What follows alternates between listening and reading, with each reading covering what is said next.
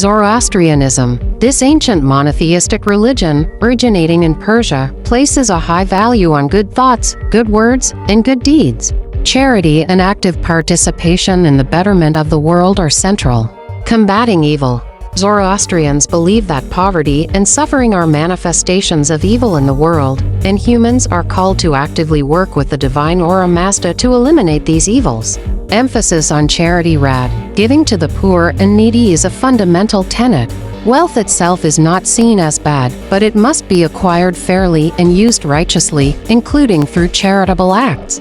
The Parsis, a Zoroastrian community, are historically renowned for their philanthropy. Collective responsibility. Zoroastrian texts encourage a sense of communal responsibility to ensure no one is destitute.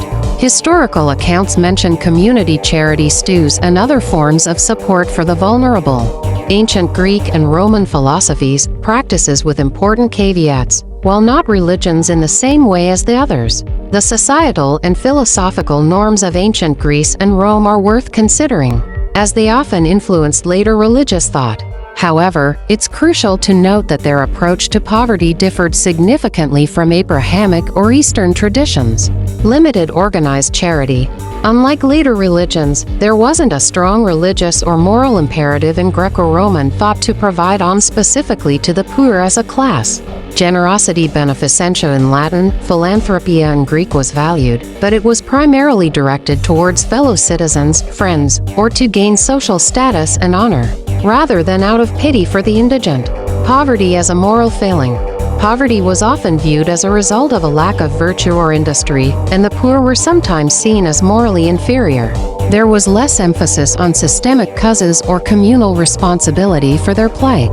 Public works, patronage. While not charity in the modern sense, wealthy individuals or the state might undertake public works building aqueducts, theaters, or provide grain distributions, which indirectly benefited the general populace, including the poorer citizens.